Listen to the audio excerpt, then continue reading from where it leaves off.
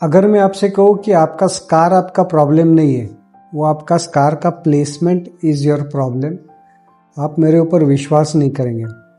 चलो बताता हूँ कैसे। तो ऐसे होता है कि आपने कई बार नोटिस किया रहेगा कि किसी के चेहरे के ऊपर एक बड़ा सा स्कार है, पर वो बेयरली विजिबल होता है, बेयरली डिसफिगरिंग होता है। और वही कोई लोगों में एक छोटा सा स्कार होता है, बट वो फिर भी बहुत प्रोमिनेंटली दिख जाता है। तो यही हम इस वीडियो में बात करेंगे कि क्यों कुछ स्कार्स प्रोमिनेंट होते हैं, हमारे पास क्या सॉल्यूशन होता है ये प्रोमिनेंट स्कार्स को ट्रीट करने के लिए। नमस्ते, मैं हूँ डॉक्टर अमित मुड़े और आज हम बात करने वाले हैं स्कार रिवीजन सर्जरी के बारे में। तो कुछ स्कार्स जो है वो प्रोमिनेंट क्यों दिखते हैं, तो ब्रॉडली हम उन्हें 4 कैटेगरी में डिवाइड करेंगे इन कॉजेस को। फर्स्ट होता है, हमें जानना चाहिए कि स्कार का डायरेक्शन बहुत ज़रूरी होता है। हमारे बॉडी में कुछ लाइंस होती है, इमेजिनरी लाइंस है, जिन्हें हम RSTL कहते हैं, रेस्टिंग स्किन टेंशन लाइंस। ये जो RSTL है, ये इन लाइंस के डायरेक्शन में आपकी स्किन स्ट्रेच होती है। तो लॉजिक बड़ा सिंपल है, अगर आपका स्कार इन RSTLs को पैरेलल है तो वो अच्छा दिखेगा, वो अच्छा हील होगा, वो कम दिखेगा।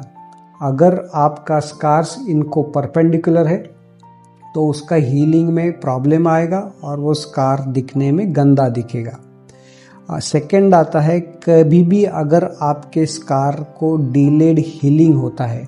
नॉर्मली ऐसे होता है कि अगर आप फेस पे कोई भी टाँके लगते हैं तो वो 5 दिन में हील हो जाता है।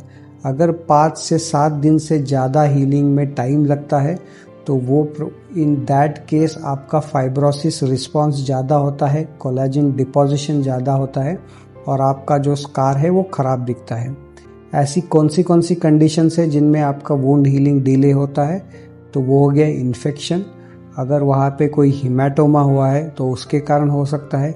अगर आपके वुंड को आपने टाँके लिए नहीं है तो उसके कारण हीलिंग डिले हो सकता है। या आपके जो टाँके हैं उनके ऊपर किसी भी तरह का टेंशन है, वहाँ पे कंटिन्यूस मूवमेंट है, जैसे आपका फोरहेड हो गया, आपका चिन हो गया, अगर ये एरियाज में आपका स्कार है तो उसमें आपको डिलेड वुंड हीलिंग के कारण स्कार खराब दिखेगा। तीसरा जो कॉज होता है वो होता है अगर इम्प्रॉपर टेक्निक यूज़ किया गया हो। अगर आपको चेहरे पे कोई भी कट आता है तो it is very important that you meet a plastic surgeon जो माइक्रोसर्जिकल टेक्निक्स यूज़ करते हैं आपके स्किन को भी सूचर करने के लिए। हम बहुत फाइन सूचर्स यूज़ करते हैं। मेडिकल टर्मिनोलॉजी में बोला जाए तो 60 to 80 ये लेवल के बहुत फाइन धागे हम यूज़ करते हैं। हम मैग्निफिकेशन यूज़ करते हैं सूचरिंग करने के लिए, और उसके कारण क्या होता है, आपका जो स्किन अप्रॉक्सीमेशन है ये बहुत एज टू एज और परफेक्ट होता है और उसके कारण आपका स्कार कम दिखता है। सो अगर आपने टेक्निक्स अच्छा यूज़ किया है तो आपका स्कार्स कम दिखेगा। अगर आपके फेस के ऊपर अगर कोई प्रोमिनेंट स्कार है, आप उसके लिए सॉल्यूशन ढूंढ रहे हो, तो उसको हमें क्या करना चाहिए। सबसे पहले अगर आप कोई स्कार लेके आपके डॉक्टर के पास जाते हो तो वो उसको इवैल्यूएट करता है। वो इवैल्यूएट करके ये देखेगा कि ये स्कार अच्छी तरह से हील क्यों नहीं हुआ, क्या उसका डायरेक्शन सही है। अगर वो स्कार का डायरेक्शन सही है तो बस उसको एक्सरसाइज करके अच्छी तरीके से फाइन सूचरिंग करके आपका काम हो जाएगा। अगर उसका डायरेक्शन मिसप्लेस्ड है, अगर वो direction perpendicular to the RSTL अगर है, तो इन दैट केस हमें कुछ टेक्निक्स यूज़ करने पड़ते हैं जिसके कारण आपका जो स्कार है वो रीओरिएंट हो जाता है। इन टेक्निक को हम कहते हैं जेड प्लास्टीज या मल्टीपल जेड प्लास्टीज हम यूज़ कर सकते हैं। जेड प्लास्टी में बेसिकली ये होता है कि आपका जो स्कार है उसको हम एक्सरसाइज करते हैं, उसके आजू बाजू में जेड जैसे कट लेते हैं और जो जेड के लिम्स के बीच में ट्रायंगल्स है उनको हम इंटरपोज कर देते हैं। तो ये हो गया A ट्रायंगल, ये हो गया B ट्रायंगल, तो B जाएगा A की जगह, A जाएगा B की जगह।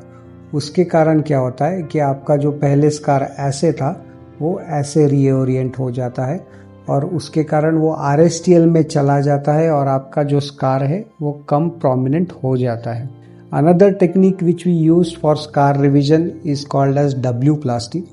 W-plasty में हम मल्टीपल ट्रायंगुलर शेप्ड एक्सिजन्स करते हैं जो कंटिग्यूअस रहते हैं और वो दिखने में W की तरह रहते हैं, इसलिए हम उसे W-plasty कहते हैं। वो होने के कारण क्या होता है कि आपका जो स्कार जो ऐसे एक स्ट्रेट लाइन में दिख रहा था वो ऐसे W की तरह हो जाता है।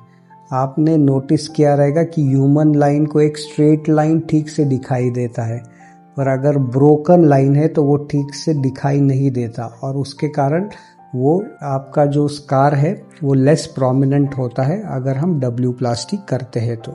कई बार ऐसे होता है कि आपका जो स्कार है ये बहुत बड़ा स्कार है, उसको सिंगल स्टेज में एक्सिजन नहीं कर सकते। उन केसेस में हमें सीरियल स्कार एक्सिजन करना पड़ सकता है, मल्टीपल स्टेजेस में 2 या 3 स्टेजेस में करना पड़ सकता है। और उससे भी अगर बहुत बड़ा स्कार है तो वो केसेस में हमें टिश्यू एक्सपांडर्स रहते हैं, जो कुछ बलून्स रहते हैं हम आपके नॉर्मल स्किन के नीचे डालते हैं, उससे आपका नॉर्मल स्किन एक्सपांड करते हैं और वो एक्सपांडेड स्किन आपके जो स्कार का डिफेक्ट है उसमें डालने के लिए यूज़ करते हैं। तो ये हो गई हमारी 5 टेक्निक स्कार रिवीजन करने के लिए। बस सर्जरी करने से कोई भी पेशेंट ठीक नहीं होता, कोई भी स्कार ठीक नहीं होता। सर्जरी से भी इम्पॉर्टेंट होता है कि आपका जो पोस्ट ऑपरेटिव फॉलोअप है, आपका जो पोस्ट ऑपरेटिव कंप्लायंस है वो बहुत स्ट्रिक्ट और स्ट्रिंजेंट होना बहुत ज़रूरी है। आपको क्या क्या केयर करना है स्कार का, तो एक तो 5वें दिन पे आपके टाके निकल जाएंगे और अप्रॉक्सीमेटली 15 डेज के बाद आपका आफ्टर स्कार केयर ट्रीटमेंट शुरू हो जाएगा। आपको क्या करना है, सबसे पहले आता है मसाज के लिए इस्तेमाल क्या करना है। आप कोई भी मॉइस्चराइज़र यूज़ कर सकते हो, कोई भी आप ऑयल यूज़ कर सकते हो। एंड आपको मसाज कैसे करना है, तो आपको एक स्ट्रेट लाइन में पहले करना है, उसके बाद आपको Z में करना है और उसके बाद आपको फिगर ऑफ 8 में मसाज करना है। मसाज करने से होता क्या है कि आपका जो स्कार है उसमें ब्लड सप्लाई इम्प्रूव होता है और आपका जो अंदर का कोलेजन है उसके रीमॉडलिंग में मदद होती है, उसके कारण आपका जो स्कार हीलिंग है वो अच्छा होता है। सेकेंड, मसाज के बाद आता है कि आपको सनलाइट एक्सपोजर अवॉइड करना है। वो आप किस तरीके से पहन कर सकते हो, आपके फेस के अगर स्कार है तो आप एक बंदाना यूज़ कर सकते हो, जो एक आपको यूवी प्रोटेक्शन देने वाला बंदाना यूज़ करना है। आप एक कैप यूज़ कर सकते हो जिससे आपका सनलाइट का एक्सपोजर कम हो जाए। As far as possible day time में आप बाहर जाना अवॉइड कर सकते हो। एंड फोर्थ थिंग इज़, अगर आपको बाहर जाना ही है तो आपको SPF 50 से ज़्यादा वाला जो भी सनस्क्रीन है उसको यूज़ करना है। सनस्क्रीन को यूज़ करने का सही तरीका क्या होता है कि आपको बाहर जाने से पहले लगाना है and every 2 hourly you have to reapply it. और आखिरी चीज़ स्कार मैनेजमेंट में आती है वो है सिलिकॉन। वो या तो आप जेल की तरह इस्तेमाल कर सकते हो या तो सिलिकॉन जेल शीट आता है जो एक स्टिकर के जैसे आपके स्कार के ऊपर लग जाता है। ये दोनों तरीके से यूज़ कर सकते हो। सिलिकॉन किस तरीके से काम करता है कि वो आपका स्कार का हाइड्रेशन बढ़ाता है और उसके कारण आपका जो कोलेजन रीमॉडलिंग है उसमें मदद करता है।